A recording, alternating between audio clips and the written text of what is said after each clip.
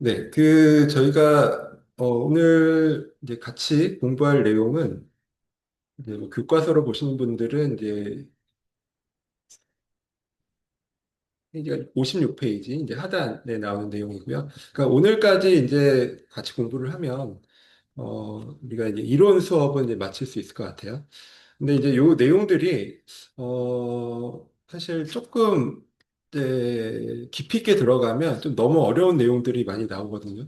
그래서 제가 처음에 말씀드렸듯이 이쪽 부분이 원래는 되게 수학적인 그런 내용들이라서 사실 좀 너무 깊이가 있고 그래서 우리 수업에서 막 이런 내용들을 자세하게 다루기는 좀 어렵습니다. 그래서 우리 수업에서는 그냥 이 개념, 이와 관련된 이제 중요한 개념 위주로 이제 설명을 드리고 그렇게 간단히 하고 넘어가도록 하겠습니다.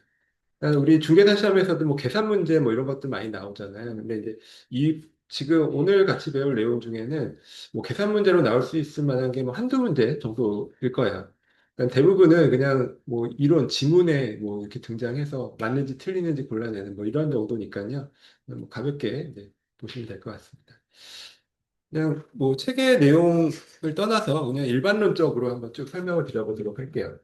우리가 그 투자론이라는 거는 뭐 부동산 투자론 배우고 있지만 사실 모든 투자 대상에 대해서 다 이제 투자를 어떻게 하면 잘 할 수 있는지 어떤 투자를 할지 말지 이런 것들에 대한 의사결정을 하는 그런 방법론을 배우는 과목이다라고 말씀을 드렸습니다. 그래서 우리가 결국 투자는 크게 보면 수익, 그러니까 투자로부터 벌어들이는 수익과 그 투자에 따르는 위험을 잘 분석을 해서 이 투자를 할지 말지에 대한 의사결정을 하는 방법론을 배우는 학문입니다. 근데 이제 우리가 그냥 막연하게 수익이라는 것을 또는 위험이라는 것을 그냥 감에 따라서 그냥 막연히 수익이 높다, 뭐 위험이 크다 이런 것으로 이제 판단하면 안 된다라고 했었죠. 그러니까 이런 것들을 이제 과학적으로 우리가 분석하고 판단하려면 결국 이런 것들을 수치화해야 된다. 숫자로 표시를 해야 된다는 얘기죠. 이때 이제 수익이라는 것을 우리가 숫자로 수치화하는 방법을 우리가 고등학교 때 배웠어요. 이게 이제 평균의 개념입니다. 수익이 이제 평균의 개념 또는 뭐 기대값이라고도 하죠. 그리고 이제 위험이라는 것을 그 숫자로 정의하는 방법을 우리가 또 역시 고등학교 때 배웠어요. 이게 분산과 필연편차라는 개념입니다. 우리가 이제 위험이라는 것은 이렇게 정의를 하거든요. 수익의 변동 가능성이다. 수익의 변동 가능성. 그러니까 수익이 올랐다 줄었다 하잖아요. 그럼 이때 위험이라는 것은 이 수익의 변동폭, 이 편차만큼을 우리가 위험이다. 이렇게 정의를 하는 거예요. 그러면은 이것을 이제 먼저 한번 예를 들어서 한번 설명을 드려볼게요. 먼저 이제 A라는 투자안이 있고,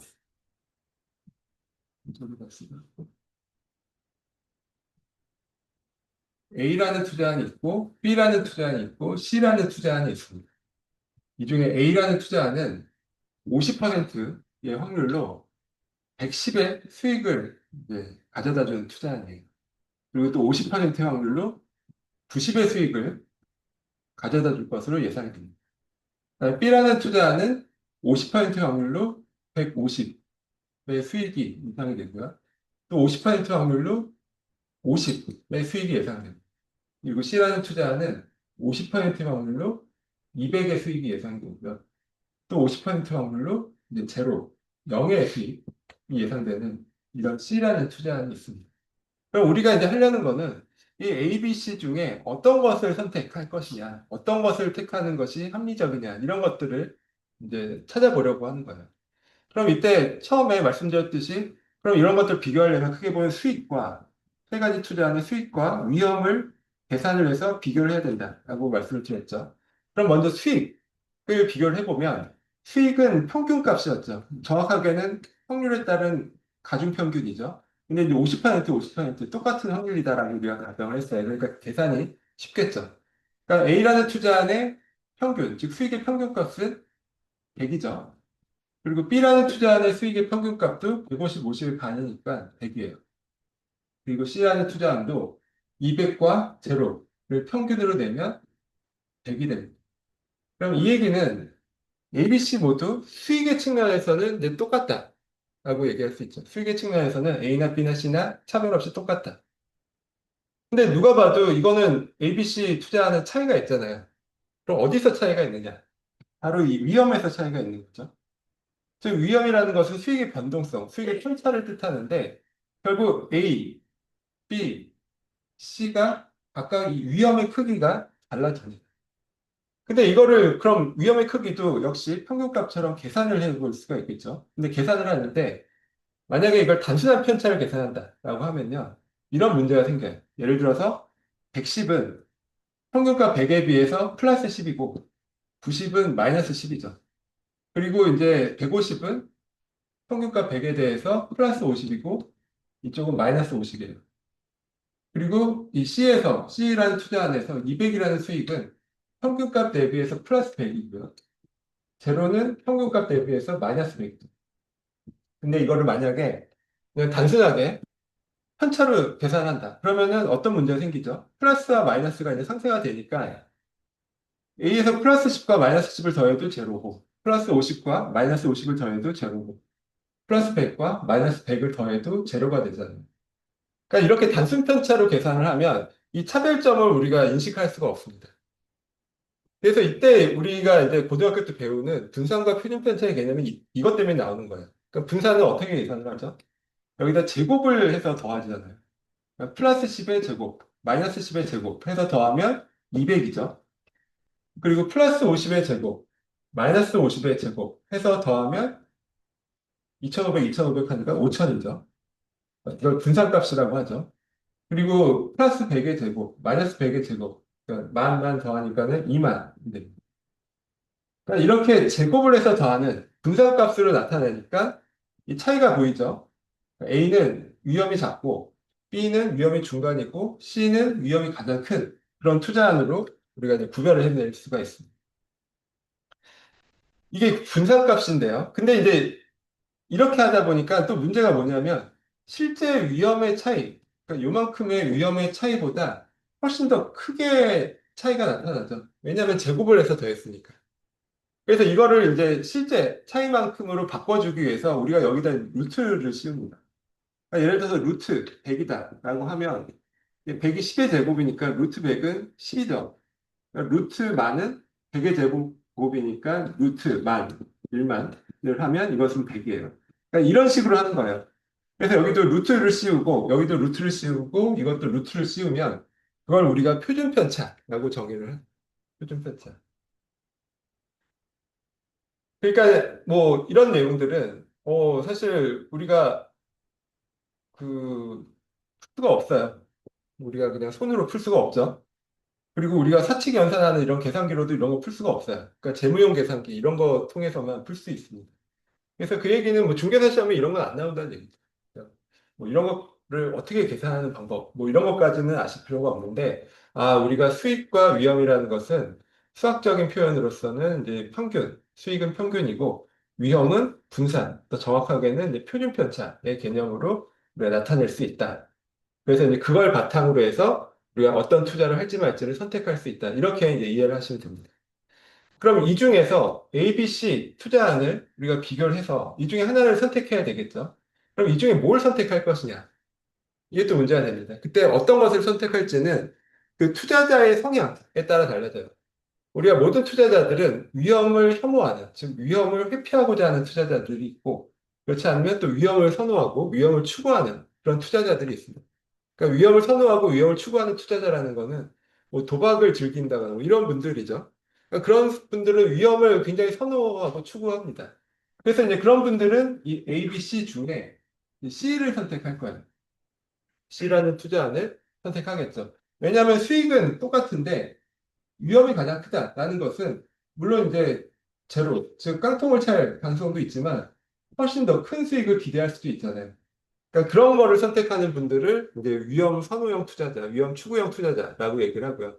네, 우리가 이제 일반적으로는 대부분의 투자자는 이제 본능적으로 위험을 회피하고자 한다. 이렇게 얘기를 해요. 그래서 우리가 정규분포 같은 거 그려보면 위험 추구형 투자자는 양 끝단에 있고 대부분의 경우는 이제 위험을 회피하고자 하는, 위험을 혐오하는 그런 투자자다라고 우리가 얘기를 합니다. 그래서 우리가 경제학에서는 항상 합리적인 인간을 이제 기준으로 하죠. 합리적인 인간은 다시 말하면 위험을 회피하고자 한다. 이렇게 이제 전제를 하고 이제 그에 따라서 이제 경제학 논리가 이루어집니다. 근데 그거는 합리적 인간이 그렇다라고 전제를 하는 것뿐이지 우리 실제 사회에서는 이런 분들도 많이 있어요. 그러니까 위험을 추구하는 투자자들도 이제 많이 있다. 그 정도 이해를 하시고 그러면은 이 경우에 위험을 회피하고자 하는 일반적인 투자자들이라면 A, B, C 중에 A를 선택하겠죠. 왜냐하면 수익은 A, B, C가 다 똑같은데 위험이 A가 가장 낮잖아요. 가장 작죠. 그러니까 위험 회피형 투자자는 A, B, C 중에 이제 A를 선택한다라는 것입니다.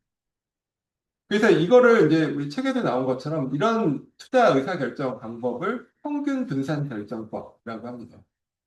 평균 분산 결정법이에요. 그러니까 평균과 분산값을 기준으로 해서 투자를 어떤 걸 할지 말지에 대한 의사결정을 한다. 이런 뜻이거든요. 그래서 여기는 평균은 지금 말씀드린 것처럼 수익, 투자의 수익을 나타내는 것이고, 분산은 투자의 위험을 나타내는 거예요. 근데 더 정확하게는 분산이 아니라 거기 이제 루트 값을 씌운 이제 표준 편차가 더 정확한 표현일 수는 있어요. 어쨌든 분산이든 표준 편차든 그 투자 안의 위험을 나타내는 것이기 때문에 이제 그런 거를 잘 분석을 해서 투자에 대한 의사결정을 하는 방법. 을 평균 분산 결정법이라고 하고요. 그리고 기본적으로 투자자들은 위험을 혐오한다. 위험을 회피하고자 하고 위험을 혐오한다. 위험 혐오형 투자자를 전제로 합니다. 그럼 그런 투자자라면 어떻게 의사결정을 할까요? 즉, 평균값이 같다면 위험, 즉 분산, 표준 편차가 가장 작은 투자를 선택할 것이고 또 반대로 ABC가 그 분산, 즉 위험의 값이 똑같다. 그럴 경우에는 수익이 평균값이 가장 높은 투자안을 선택하겠죠. 이게 이제 가장 기본적인 투자 의사결정 방법이에요. 근데 사실 이 방법은 결정적인 한계가 있습니다. 왜냐하면 우리가 일반적으로 시장이 완전하다라고 하면 항상 위험과 수익은 비례하잖아요. 위험이 크면 그만큼 수익도 커지고 위험이 작으면 그에 비례해서 수익도 작아지는. 이게 이제 통상적인 우리 경제 원리입니다. 그래서 만약에 A라는 안과 B라는 투자안이 예를 들어서 A가 위험도 B보다 더 크고 수익도 B보다 더 크다. 그러면은 지금 본 평균 분산 결정법에 따르면 A와 B 중에 어떤 것을 선택할지 우리가 구별을 해낼 수가 없어요. 그게 이제 평균 분산 결정법의 이제 한계다라고 얘기를 합니다.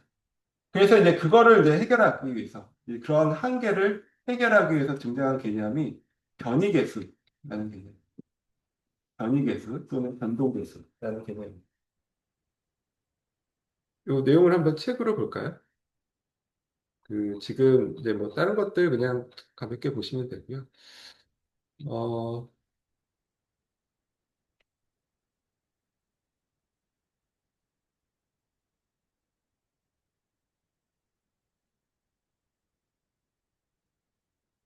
네, 여기 이제 교과서로 65페이지 나와 있습니다. 예를 들어서 투자한 A의 수익의 기대값은 1억 원이고 표준 편차가 250만 원. 그리고 투자한 B는 수익의 기대값이 1억 5천만 원이고 표준 편차가 500만 원입니다. 그럼 이 A와 B 중에 어떤 것을 선택하는 것이 좋은가를 먼저 지금 방금 본 평균 분산 그 모형, 평균 분산 결정법에 따라서 한번 선택을 해보죠. 근데 이제 그렇게 해보니까 문제가 뭐냐면 평균값은 A가 B보다 작죠, 평균값이. 근데 이게 수익을 나타내는 평균값도 작고, 문제는 표준편차, 즉 위험을 나타내는 표준편차 값도 A가 B보다 작아요. 그러니까 B는 표준편차가 500만 원인데 A는 표준편차가 250만 원입니다. 그러니까 이런 식으로 A와 B를 비교했을 때 평균도 A가 작고 표준편차도 A가 작은 이런 경우에는 지금 말씀드린 평균 분산 결정법에 따르면 이걸 해결할 수가 없어요. 그럼 이런 경우는 어떻게 하냐? 지금 변이계수에 따라서 한다라고 합니다. 그러니까 변이계수는 바로 위에 나오죠. 표준 편차 값을 이제 수익의 기대치, 즉 평균값으로 나눈 것을 우리가 변이계수다라고 정의를 합니다. 그러니까 위에 표준 편차는 위험을 나타내는 거죠. 그리고 그 밑에 뭐 수익의 기대값, 평균값은 지금 수익을 나타내는 것이고, 그러니까 결국 변이계수라는 것은 기대 수익 한 단위당 위험도의 크기를 나타내는 것입니다. 그래서 변이계수가 크다, 변이계수가 크게 잡힌다라는 것은 그만큼 기대 수익 한 단위당 위험이 더 크다라는 뜻이에요. 변이계수가 작다는 것은 기대 수익 한 단위당 위험이 더 작다. 이런 뜻입니다. 그래서 이제 지금 말씀드린 A와 B 투자안의 변이계수를 각각 계산을 해보면요. A라는 투자안의 변이계수는 그 표준 편차가 250만 원이고 수익의 기대값이 1억 원이죠. 그럼 250만 원을 1억 원으로 나눠주면 0.025가 이제 변이계수 값이 나옵니다. 근데 변이계수, B 투자안의 변이계수는 500만 원을 1억 5천만 원으로 나눠주면 이제 0.0333 이렇게 나오죠. 그러니까는 변이계수로 계산을 하면 A가 작고 B가 더 크다는 거예요. 그럼 우리가 정의를 했듯이 변이계수라는 것은 기대수익 한 단위당 위험의 크기를 나타낸다. 그러니까 변이계수 B가 더 크다라는 것은 B의 위험성이 더 크다. 이런 뜻이죠. 그럼 우리는 위험 혐오형 투자자를 전제로 하니까 이런 경우에 A와 B 중에 뭘 선택을 해야 될까요? A를 선택해야 되죠. 위험이 더 낮으니까. 그런 식으로 의사결정을 하는 방법입니다. 그러니까 지금 이 케이스에서 예를 들어 보면 만약에 우리가 투자한 A를 투자를 하다가 B로 대상을 바꾼다. 그러면 기대 수익은 1억 원에서 1억 5천만 원으로 50%가 증가해요. 근데 A에서 B로 대상을 바꾸는 순간 위험은 즉 표준 편차 값은 250에서 500만 원으로 100% 증가하죠. 즉 수익의 증가폭보다 위험의 증가폭이 훨씬 더 크다라는 뜻입니다. 그러면은 뭐 우리가 위험 혐오형 투자자를 전제로 하기 때문에 이런 경우에는 A에서 B로 바꾸면 안 되겠죠. 그러니까 이 경우에는 투자한 A를 선택하는 것이 이제 합리적입니다.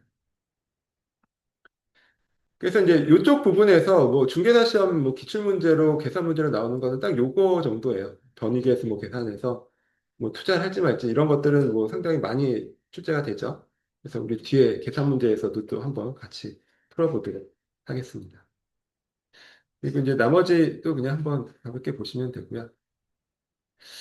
그 다음에, 포트폴리오 이론. 요거 마지막으로 한번 같이 보겠습니다. 68페이지 하단에 나와 있고요. 그러니까 포트폴리오 이론은 뭐 쉽게 얘기해서, 분산 투자죠. 우리가 계란을 한 바구니에 담으면 안 된다라고 얘기하는 뭐 투자 격언이 있잖아요. 그러니까 결국 이 포트폴리오 이론이라는 것은 분산 투자, 즉 분산 투자를 통해서 위험을 감소시키는 그런 전략을 포트폴리오 전략이라고 합니다. 분산 투자를 통해서 위험, 아까 얘기한 분산, 표준 편차 이런 위험을 낮출 수 있다는 거예요. 내가 하나에만 몰빵해서 투자하는 게 아니라 여러 개 이제 나눠서 투자하면 위험을 감소시킬 수 있다. 이게 이제 포트폴리오 이론이고요. 우리가 이제 중개사 시험에서 제일 많이 나오는 질문 중에 이런 게 있어요. 포트폴리오 이론으로, 포트폴리오 이제 분산 투자를 통해서 체계적 위험을 감소시킬 수 있다. 체계적 위험을 제거할 수 있다. 이런 지문은 이제 틀린 지문이에요. 그러니까 정확하게는 비체계적 위험을 이제 분산 투자를 통해서 이제 낮추고 이제 제거할 수 있다. 이게 이제 맞는 표현이죠. 그래서 뭐 중개사 시험 뭐 OX 지문에서는 이게 제일 많이 아마 제일 많이 나오는 그런 문제일 거고요. 그리고 이제 이 개념을 그냥 간단하게 이해를 하시면 물론 이 포트폴리오 이론도 엄청나게 수학적인 내용이기 때문에 엄청 복잡합니다. 우리가 사실 수업 시간에 다룬다는 건 말이 안 되고 그냥 개념 정도로만 이해를 하시면 될 것 같아요. 그러니까 또 하나 이제 중개사 시험에 많이 나오는 것 중에 하나가 예를 들어서 투자 안에 이제 분산 투자를 하는데 두 가지 투자 대상에 분산 투자를 하는데 상관계수, 상관계수라는 게 있잖아요. 그러니까 두 가지 투자 대상이 얼마나 사이클이 비슷하게 움직이는지, 그러니까 상관계수를 뜻하고요. 그러니까 상관계수가 플러스 1이라는 거는 A라는 투자안이 오르고 내릴 때 B라는 투자안도 똑같이 오르고 내릴. 즉 A가 오를 때 B도 오르고 A가 내릴 때 B도 내리는 이런 경우를 우리가 상관계수가 플러스 1이다라고 얘기를 합니다. 그러면 이런 상관계수가 플러스 1인 상품의 분산해서 투자를 한다라고 하면 위험이 낮춰질까요? 그렇지 않겠죠? 이게 똑같이 오르고 내리는데 투자를 하면 결국 진폭이 더 커지게 됩니다. 이걸 합치면. 그러니까 이 진폭을 우리가 위험이다라고 정의를 했잖아요. 그러니까 이런 식은 분산 투자 효과가 없는 거죠. 그러니까 분산 투자를 통해서 위험을 낮춘다라는 효과가 전혀 없어요. 사이클이 같은 방향으로 움직인다라고 하면 한강에서 플러스 1이기 때문에 네, 진폭만 커질 뿐 분산 투자 효과가 제로다. 그러면은 분산 투자를 통해서 이런 비체계적을 위험을 이제 감소시킨다면 결국 어떤 경우에 할까요? 이게 마이너스 1이어야겠죠. 상관계수가. 즉 상관계수가 마이너스 1이라는 거는 A가 오를 때 B는 떨어지고 A가 내릴 때 B는 올라가고 즉 이렇게 정반대로 움직이는 이런 투자 대상 관계를 상관계수가 마이너스 1이다라고 얘기를 합니다. 그러니까 상관계수가 마이너스 1에 가까우면 가까울수록 이 분산 투자를 통해서 위험을 감소시키는 효과가 커요. 그리고 만약에 이게 이 투자 대상이 정말 극단적으로 완전히 상관계수가 마이너스 1이다. 이런 거에 나눠서 투자를 했다 그러면 이걸 더해보면 변동성이 거의 없는 거죠. 그러니까 변동성이 없는 그냥 수평선으로 만들 수도 있습니다. 이런 것을 우리가 위험이 제로다라고 얘기를 하는 거예요. 그러니까 결국 이제 포트폴리오를 구성해서 분산 투자를 통해서 위험을 감소시키는 이 전략의 핵심적인 목표는 이렇게 얼마나 서로 다른 사이클을 가진 자산끼리 결합을 해서 이 위험을 0으로 만들 것인지가 이제 핵심입니다. 그리고 이거는 우리 수학적으로 이론적으로 가능하다라고 얘기를 해요. 그래서 이런 것들을 이제 주로 하는 게 우리 뭐 세계적으로 유명한 뭐 헤지펀드들 이런 데 있잖아요. 그런데 보시면 거기에 헤지펀드 매니저들은 대부분 수학자거든요. 그러니까 그런 분들이 거기 취업을 해서 계속 연구하는 게 뭐랑 섞으면 이렇게 위험이 제로가 될 것인지 이런 걸 연구를 하는 거예요. 그리고 뭐 연봉을 뭐 조 단위로 받죠. 보통 뭐 1조, 2조씩 받는 분들도 있어요. 헤지펀드 매니저. 대부분 이제 수학 베이스의 뭐 그런 분들입니다. 그래서 이제 그런 게 특히 이제 이런 주식이나 이런 거에서는 굉장히 중요하죠. 우리가 뭐 잘 아시다시피 뭐 주식의 경우에도 성장주와 가치주는 사이클이 다르잖아요. 그러니까 내가 성장주에 몰빵한다. 그러면 분산 투자 효과가 없는 거죠. 근데 뭐 성장주와 가치주 이런 것들이 금리 인상기와 금리 인하기, 금리 하락기에 각각 다른 퍼포먼스를 내기 때문에 우리가 이제 섞는다. 분산 효과, 위험을 감소시키는 효과를 낸다라고 하면 그렇게 각각 다른 사이클을 가진 그런 투자 대상에 이제 투자를 해야 될 것입니다. 그래서 전통적으로는 우리 이제 주식의 경우에 이런 분산 투자, 포트폴리오 이론이 굉장히 발전하고 각광을 받고 있고요, 지금도. 근데 우리 부동산 투자에서는 조금 이제 사실 특히 우리나라의 경우에는 조금 어려운 측면이 있죠. 왜냐하면 우리나라는 전통적으로 부동산이 사이클을 같이 가잖아요. 뭐 서울이나 지방이나 이렇게 뭐 서울이 오르면 지방도 같이 오르고 서울이 내리면 지방도 같이 내리는 이렇게 사이클을 같이 가는 그런 특징들이 나타났었어요. 그러니까 그런 상황에서는 분산 투자를 해도 위험을 감소시키는 효과가 거의 이제 안 나타나겠죠. 근데 이제 우리나라의 경우에도 2010년대 초반부터 이게 좀 차별화가 나오기 시작했습니다. 그래서 근데 이제 재밌는 게 2010년도 뭐 2010년대 중반까지는 재밌는 게 서울의 아파트 가격은 되게 약세, 별로 좋지 않았고 오히려 지방의 아파트 가격이 이제 오르는 그런 현상들이 나타났어요. 그러니까는 지금과 다른 차별화죠. 그 당시에는 서울이 내릴 때 오히려 지방이 오르는 그런 식으로 이제 차별화가 나타나면서 그때 이제 처음으로 우리나라 이제 부동산 투자에 있어서도 이 포트폴리오를 잘 구성을 해서 위험을 낮출 수도 있겠다라는 그런 인식들이 생겼어요. 그리고 이제 흘러 지금도 역시 마찬가지죠. 지금은 이제 반대로 차별화 장세죠. 서울이나 이런 쪽은 오르는데 지방이 이제 내려가는 이런 식의 장세가 나타나고 어쨌든 그런 식의 이제 부동산 사이클을 각각 달리하는 그런 식의 현상들이 나타난다라면 그때는 비로소 우리가 지금 보고 있는 포트폴리오를 잘 구성을 해서 위험을 낮출 수 있는 이런 이제 효과적인 전략을 이제 찾을 수가 있습니다.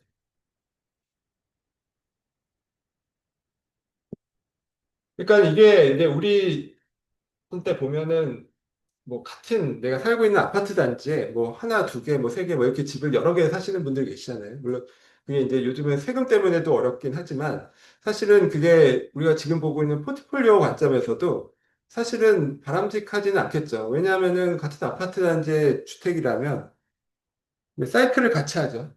아까 얘기한 상관계수가 거의 플러스 1에 가까울 겁니다. 그럼 그런 경우에는 분산 투자 효과가 전혀 없죠. 그러니까 리스크, 변동성만 커질 뿐이죠. 물론 그걸 통해서 이제 변동성이라는 것은 바닥도 깊지만 이제 위도 높다는 얘기잖아요. 그러니까 물론 그걸 통해서 더 높은 성과를 낼 수도 있지만 우리는 지금 계속 말하지만은 가장 중요한 것은 투자에 있어서 위험을 적정한 수준으로 관리하고 가능한 위험을 낮추는 쪽으로 이제 투자 전략을 짜는 것이거든요. 그러니까 그런 경우에는 사실 이제 포트폴리오 효과를 전혀 이제 누릴 수가 없겠죠. 그러니까 그런 식으로 어쨌든 전혀 다른 자산, 뭐 예를 들어서 부동산이라면 지역이 멀거나 아니면 유형이나 용도가 다르면 다를수록 이제 부동산의 포트폴리오 효과는 커진다. 즉 위험을 감소시킬 수 있는 효과가 커진다라고 할 수가 있어요. 그 그래서 이제 우리 전통적으로 미국 시장에서는 부동산 투자에 있어서도 이 포트폴리오 효과가 굉장히 중요하게 다뤄졌었어요. 예를 들어서 미국은 이제 땅이 워낙 크니까 예전부터 뭐 예를 들어 서부 지역에 어, 서부 지역 부동산이랑 뭐 동부 지역 부동산, 이 사이클이 각각 다르거든요. 그러니까 그런 식으로 상관계수가 이제 마이너스 1에 가깝기 때문에 그런 경우에는 부동산 투자라도 이렇게 분산 투자를 함으로써 뭐 효과적으로 위험을 이제 낮출 수가 있겠죠. 그래서 이제 그런 것들. 그냥 이 포트폴리오 이론은 뭐 여기 책에도 좀 뭐 약간 좀 어려운 내용도 들어가 있고 한데 지금 이렇게 개념적으로만 한번 이해를 해보시면 충분할 것 같습니다.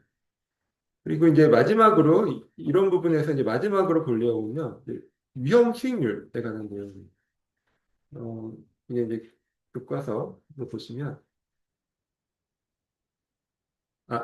요구 수익률이죠. 네, 요구 수익률 59페이지 하단에 있습니다. 우리가 지난 시간에도 요구 수익률과 기대 수익률 이런 것들 비교해서 기대 수익률이 요구 수익률보다 크면 투자를 하고 기대 수익률이 요구 수익률보다 작으면 이거 투자를 하지 않고 뭐 이런 식의 이제 투자 요새 결정하는 것들을 공부를 했었잖아요. 그러니까 그때 나오는 요구 수익률이죠. 그러니까 투자자가 어떤 투자를 하기 위해서 최소한 요구하는 수익률입니다. 그러니까 최소한 이 정도는 되어야 내가 투자를 한다. 그러니까 수익률이 높으면 높을수록 좋겠죠. 근데 어쨌든 최저한의 수익률, 최소한 투자를 위해서 필요한 수익률, 이런 것을 의미하고요.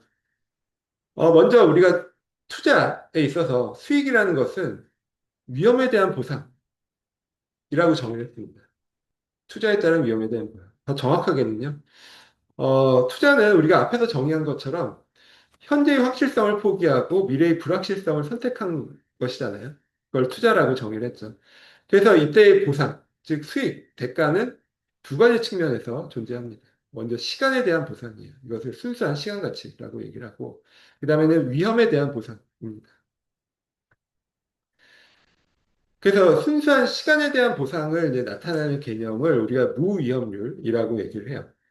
우리가 이제 계속 말씀드리지만 국채 수익률 이런 것들이 대표적인 무위험률이죠. 그러니까 우리가 나라에 돈을 빌려주고 나라에서 내 돈을 떼먹일 가능성은 없잖아요. 그러니까 위험이 이제 제로라고 할 수가 있겠죠. 근데 그럼에도 불구하고 내가 나라에 돈 빌려주면서 원금만 받으면 안 되겠죠. 이자를 받잖아요. 그러니까 그런 이자, 국채에 대해서 발생하는 그런 이자를 우리가 무위험 수익률이라고 합니다. 그러니까 전혀 위험을 감수하지 않아도 얻을 수 있는 수익률을 뜻하고요. 이러한 무위험 수익률은 시장에서 객관적으로 결정이 됩니다.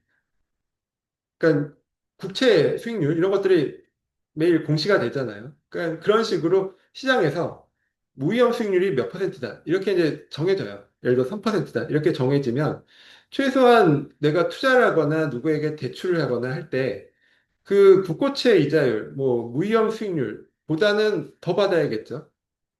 그러니까 이 무위험 수익률이라는 것이 대출 금리나 그 투자에 있어서 요구 수익률의 최저한의 기준점이 되는 것입니다. 내가 나라에 돈을 빌려주면 1년에 3% 이자를 받는데 내가 누구한테 돈을 빌려주면서 뭐 2%만 받고 빌려준다. 이게 말이 안 되잖아요. 그러니까 최소한 무위험 수익률이 이제 기준, 베이스가 되는 것이다.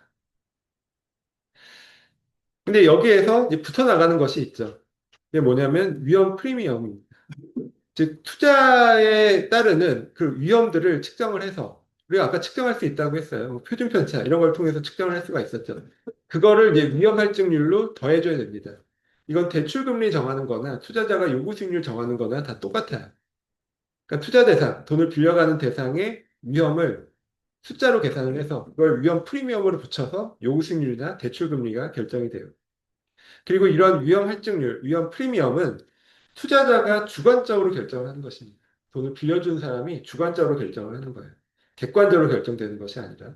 그래서 이걸 우리가 어디서도 알 수 있냐면, 예를 들어 뭐 주택담보대출을 내가 받으려고 은행들을 찾아가잖아요. 그러면은 내가 똑같은 물건을 갖고 내가 똑같은 채무자인데, 신한은행에서 적용하는 금리나 국민은행에서 적용하는 금리가 조금씩 다릅니다. 이게 왜 다르냐면, 신한은행에서 나를 평가하는 위험과 국민은행에서 나를 평가하는 위험이 그만큼 차이가 있다는 거예요. 그만큼이 이제 프리미엄의 차이인 것이고, 그게 반영이 돼서 대출 금리가 각각 다른 거죠. 그러니까 그런 식으로 우리나라에 존재하는 모든 개인과 또 모든 기업들은 다 이런 그 위험, 할증률이 각각 정해져 있어요. 모든 사람이 다 정해져 있습니다. 우리가 잘 그걸 못 느꼈을 뿐이죠. 그래서 이제 그런 식으로 위험 할증률은 주관적으로, 투자자가 주관적으로 또는 대출해주는 대출자가 주관적으로 결정하는 것입니다. 그래서 결국 무위험률은 객관적으로 결정되지만 리스크 프리미엄은 주관적으로 결정하는 것이기 때문에 결국 요구 수익률은 투자자가 주관적으로 결정한다라는 거죠. 그래서 어떤 투자자는 요구 수익률이 낮고 어떤 투자자는 요구 수익률이 높을 거예요. 그러니까 그런 식으로 각각 다를 수가 있습니다. 아까 본 뭐 위험 혐오형 투자자, 위험을 혐오하는 그런 투자자라면 똑같은 투자 대상에 대해서도 요구 수익률이 높을 수밖에 없어요. 왜냐하면 위험을 혐오한다는 것은 투자에 따른 그 위험 프리미엄을 높게 책정한다는 뜻이에요.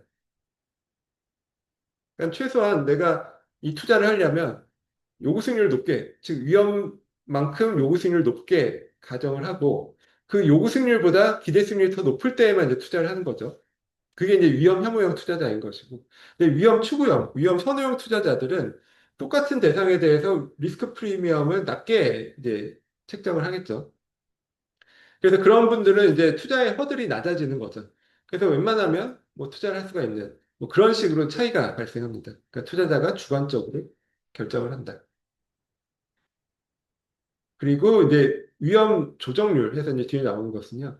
그러니까 무위험 수익률, 위험 할증률에 예상된 인플레이션, 즉 물가 상승률을 더해서 이제 요구 수익률을 결정한다. 이게 대출 금리 결정할 때도 마찬가지예요. 우리가 예를 들어 뭐 금리를 5% 금리로 1년 5% 금리로 돈을 빌려줬습니다. 근데 1년 동안 인플레이션이 10% 발생했다. 그러면은 사실 이게 내가 5% 이자를 받은 것이 아니라 사실 마이너스 5% 손실이 난 거거든요. 그러니까 그런 식으로 기대되는 예상된 인플레이션만큼은 마지막에 더해줘야 됩니다. 투자자의 요구 수익률이나 대출자의 대출 금리를 정할 때는 인플레이션만큼 더합니다. 물론 이제 디플레이션, 이제 물가가 떨어진다라고 하면 그만큼 빼줘야 되겠죠. 근데 우리가 일상적인 경제에서 뭐 디플레이션을 예상하기는 어렵기 때문에 인플레이션이 뭐 많냐, 적냐, 높으냐, 작으냐 뭐 이런 문제지 뭐 디플레이션까지 예상되는 경제는 거의 없잖아요. 그래서 보통은 이제 인플레이션 할증률을 이제 더해준다. 그래서 요구 수익률은 이렇게 세 가지 요소로 이제 구해진다는 것입니다. 근데 여기서 이제 하나 더, 볼 게 있어요. 여기 밑에 나오죠. 만약 해당 부동산 자체가 1년 동안 가격이 몇 퍼센트 이제 상승할 것이다 예상된다라고 하면 그 상승률만큼은 또 요구 수익률 계산할 때 빼줘야 됩니다. 예를 들어서 시장에서 무위험률이 2%, 대상 투자의 위험 할증률이 3%, 그리고 1년간 인플레이션율이 3%로 예상이 되고 그 투자 대상 부동산 자체가 한 연간 2% 상승할 것으로 예상된다라고 하면 투자자의 요구 수익률은 2 더하기 3 더하기 3 빼기 2. 즉 투자자 대상 자체가 2% 상승하는 그만큼을 빼줘야 돼요. 요구 수익률 계산할 때. 그래서 요구 수익률이 6%가 됩니다. 근데 반대로 대상 부동산 자체가 가격이 연간 2% 정도 하락할 것이다 라고 예상이 된다면 요구 수익률 계산할 때는 이 하락하는 부분만큼을 더해줘야 됩니다. 그래서 요구 수익률이 2 더하기 3 더하기 3 더하기 2가 돼요. 그래서 10%가 요구 수익률이 됩니다. 그러니까 이건 이제 어떻게 이해하셔야 되냐면 예를 들어서 임대료를 받을 때 그 만약에 1년 뒤에 이 투자 대상 임대부동산이 가격이 2% 상승할 것이다라고 가정을 한다면 우리가 임대료를 1년간 그만큼 적게 받아도 되겠죠.